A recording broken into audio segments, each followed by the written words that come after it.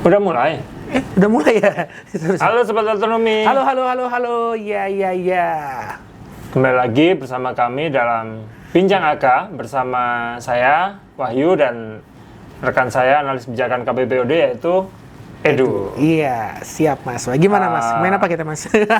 Hari ini kita mau bahas dikit, Edu. Kan kita dengar ada rencana atau wacana terkait retret sekda tuh. Oh, retret sekda. Jadi setelah kemarin itu kepala daerah kan udah ada tuh retret. Iya. Nah sekarang ada wacana bahwa mau dibikin retret untuk sekda. Oh, nggak cukup ya kepala daerah ya? Nah itulah. Menurutmu tuh, ini retret sekda ini penting nggak sih? Nggak penting. Kenapa nggak penting Mas? Karena gini, cobalah kita dalami makna retret ini ya.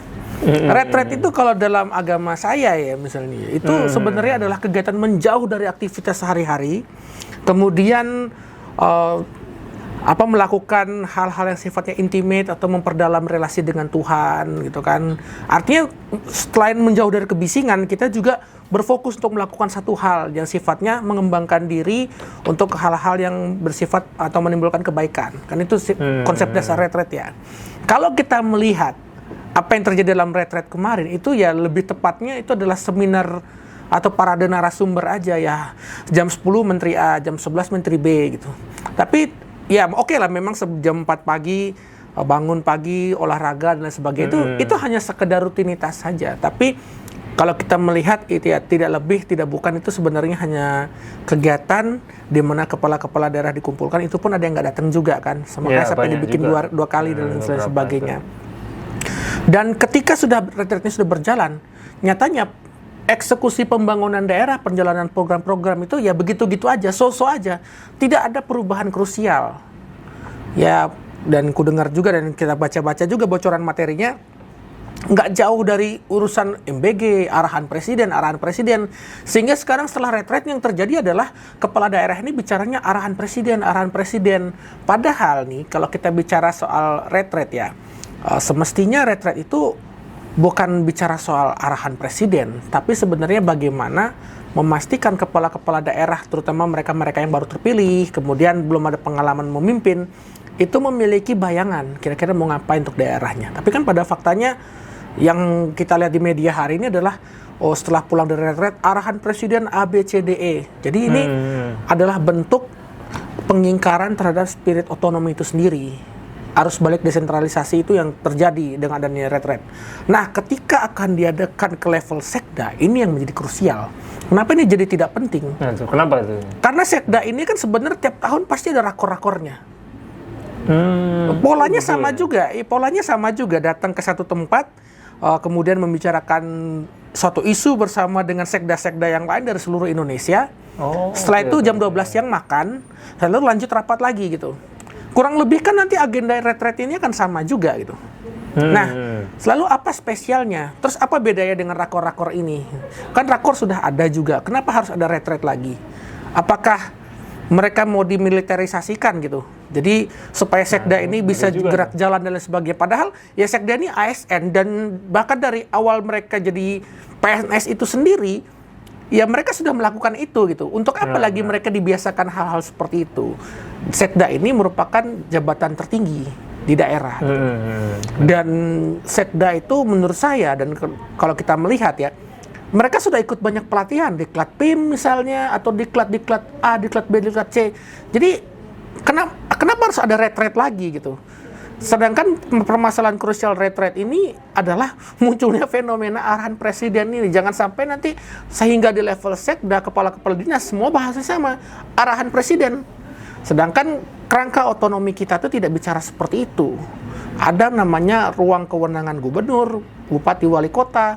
Nah, ini yang harus kita kikis. Kekasan daerah itu harus tetap dijaga, pola-pola kepemimpinan yang positif itu harusnya diberdayakan, bukan tiba-tiba dikikis dengan adanya arahan-arahan presiden.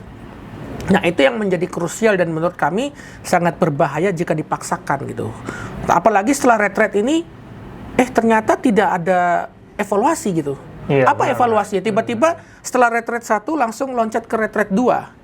Yang dibicarakan selama ini adalah soal di retret 1 kemarin ada sebagian kepala daerah dari partai tertentu yang tidak hadir karena perintah partai dan lain sebagainya. Diskusinya hanya itu, tapi tidak ada pembicaraan soal bagaimana hasil assessment, bagaimana kepala-kepala daerah ini diuji.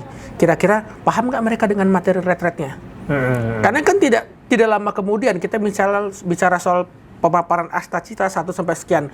Baru-baru ini terjadi aksi-aksi atau tindakan-tindakan kepala daerah yang dalam tanda kutip kita bisa katakan bertentangan dengan nilai-nilai Astacita itu sendiri, dan itu jauh dari yang namanya upaya pencapaian ultimate goal. Nah, ini masih terjadi gitu. Artinya retret ini tidak memiliki daya ubah. Sedangkan kalau kita kembali ke konsep dasar retret itu dalam agama manapun itu pasti adalah kegiatan di mana satu orang datang ke satu tempat, kemudian dia berdoa khusyuk dan lain sebagainya, pulang-pulang dari retret ada perubahan. Nah, ini yang membedakan dengan retret yang dibikin oleh pemerintahan hari ini. Sehingga menurut saya ini nggak penting. Dan menurut kami ya baiknya dibatalkan saja gitu. Kenapa? Ya ini nggak efisien aja menurut saya. Retret sekda itu sudah kenyang dengan pengalaman pelatihan baris berbaris, bangun pagi, kemudian baris berbaris, senam pagi, makan pagi, kemudian ikut seminar, diklat, rakor. Nah, kenapa harus ada retret lagi? Itu sih Mas. Emang beda ya.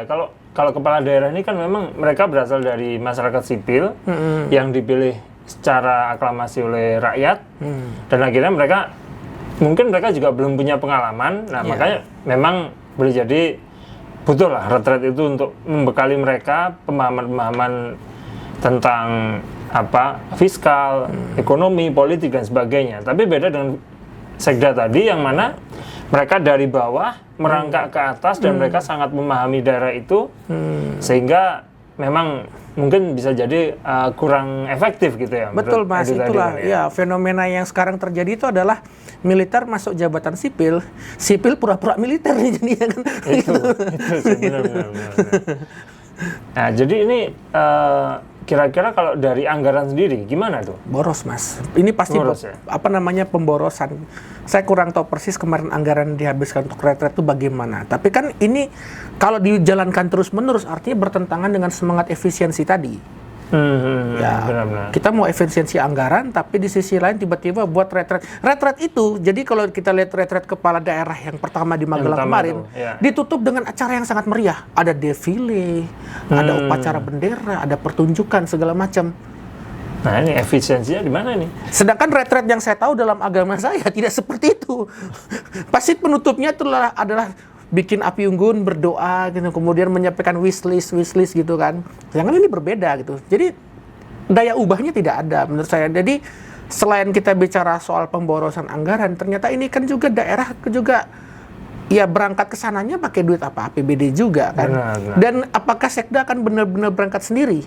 Tidak kan. Pasti akan ada protokol atau pengawal dan sebagainya. Dan bagaimana dengan daerah-daerah yang nggak punya sekda? Yang berangkat PLH-nya misalnya, tiba-tiba setelah pulang dari retret, sekdanya diganti. Dia nggak jadi sekda. Nggak jadi sekda lagi. Nah itu apa gunanya? Apa harus bikin retret lagi? Terus aja kita retret gitu kan? Benar. Sedangkan retret itu harus ada pertobatannya. Nah sebenarnya semangat pertobatan atau perubahannya apa? Ini nggak ada. Itu Mas. Itu yang memang benar. Nah kalau gitu apa sih rekomendasi dari KPPOD terkait ini? Ya satu, kita nggak usah bikin retret gitu. Jalankan saja mekanisme yang ada, kemudian berkaca dari retret kepala daerah kemarin ya harusnya di tracing gitu atau dicari jejaknya gitu. Kira-kira apa daya ubahnya? Sejauh mana kira-kira materi-materi retret ini sudah terlaksana gitu. Di Monef lah ya. Di Monef, ada Monefnya. Monefnya ini yang harus dikembangkan, bukan bikin retret lagi ya. Kalau ini retret terus ini kan berarti ada beberapa kali defile gitu kan. Benar. Nah itu sedangkan itu lebih banyak menguras fisik. Sedangkan kalau kita lihat ya umur sekda saat ini kan sudah senior, pejabat senior gitu, dan itu secara fisik itu mungkin akan melelahkan dan sebagainya. Belum lagi mereka yang sudah terbiasa dengan protokoler baris berbaris tiba-tiba disuruh untuk datang lagi ke Akmil, dididik dan lain sebagainya macamnya. Ya menurut saya itu bukan menciptakan daya ubah, tapi semata pemborosan aja. Itu sih Mas dari saya. Oke.